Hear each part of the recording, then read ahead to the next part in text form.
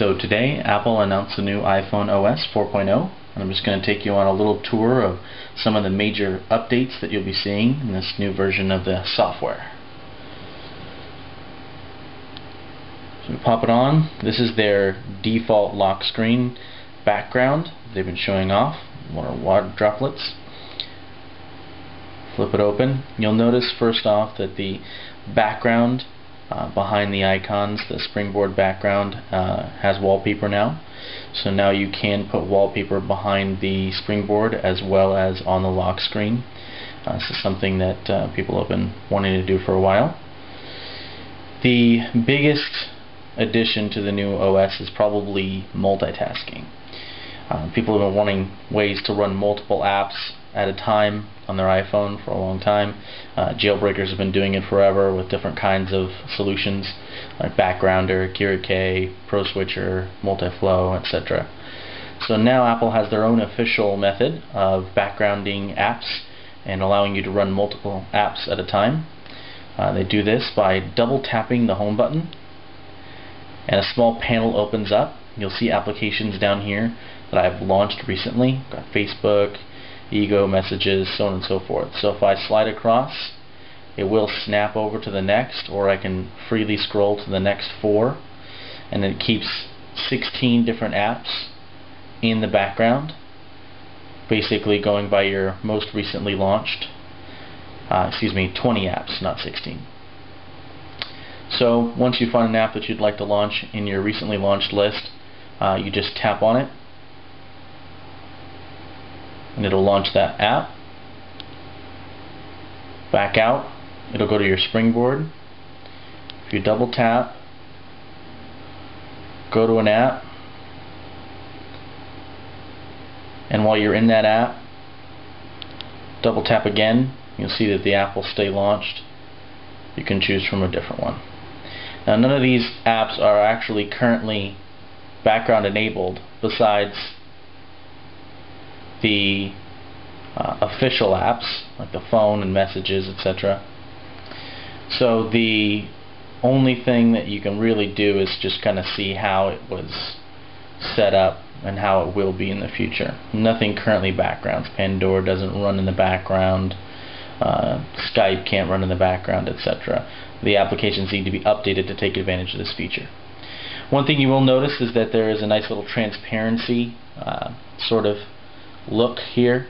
When you launch an app, or launch the multitasking rather, the apps kind of fade out on your Springboard, give you kind of a ghost look there, which is kind of slick.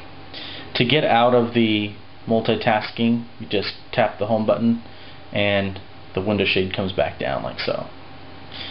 Now the second big feature that they added with this update is groups or folders.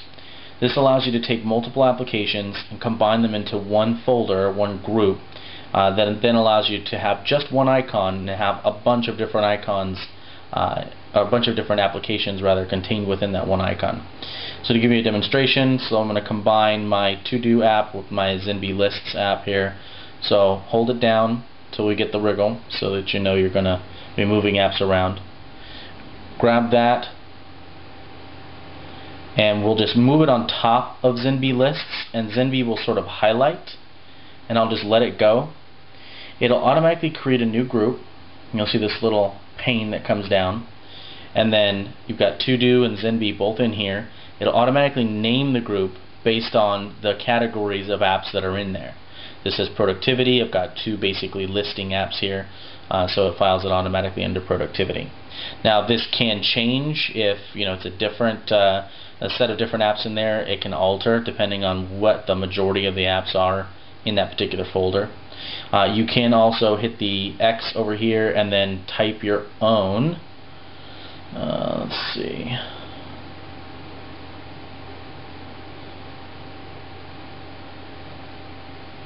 Houston. We have a problem. I can't type at this angle. Okay, so basically that's how you do that. It's nearly impossible for me to type while looking at the screen of this camera. So, okay, so we'll hit the back button, or the home button rather, and it will confirm that, and then it will hit the home button again, and you'll notice that pane will shrink up. So we now created a new group here, and if you tap on that group, a pane will flip down. It'll give you the title of the group and then the apps contained within the group, and of course you can launch them from inside there.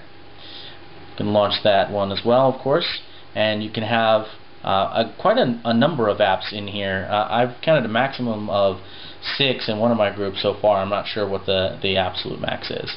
I don't know if it'll scroll. I do know that it expands out upwards and downwards.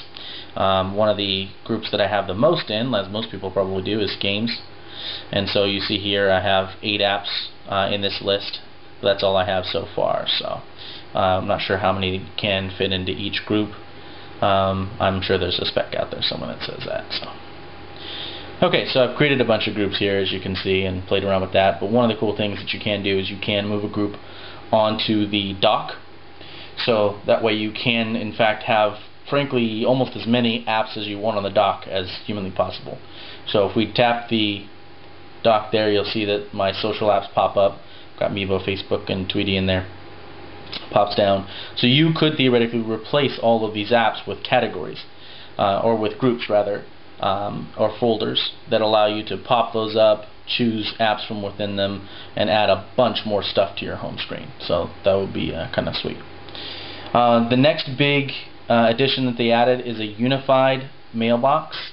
So instead of having different mailboxes, which I actually only have one, but instead of having multiple mailboxes, they have one major inbox. You can go back and tap an individual mailbox for different mail accounts. So you can have, say, 3 or 4 mail accounts all going into one unified inbox, which people have been wanting for quite some time. In addition to the unified inbox, they've also added support for threading. So I've got this list of questions from a very, very inquisitive eBay member about an incredibly cheap item. Complete waste of my time. So we've got 5 messages all in this thread here.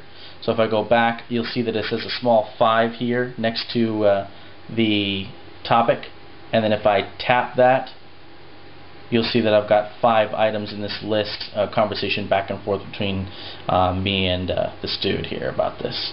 So that threaded kind of Gmail style way to handle email conversations has come to the iPhone, which is pretty fantastic. So that's good news.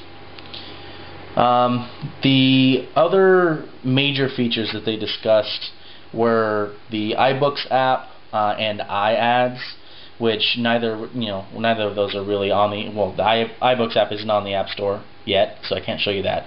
And the iAds really has to do more with in-app advertising. So not advertising on the OS itself, as a lot of people seem to think, but advertising within apps itself. The last major thing that they introduced was Game Center. You see the icon here. Game Center is a new endeavor by Apple to create a gaming sort of service like Xbox Live that will allow you to find friends, play with those friends. You can have an account here and a friends list. They said that achievements are definitely something that may come, and this will be supported by individual games. So that's about it for the new iPhone OS 4.0. I'm glad you took the time to watch this. Hope you enjoyed the tour.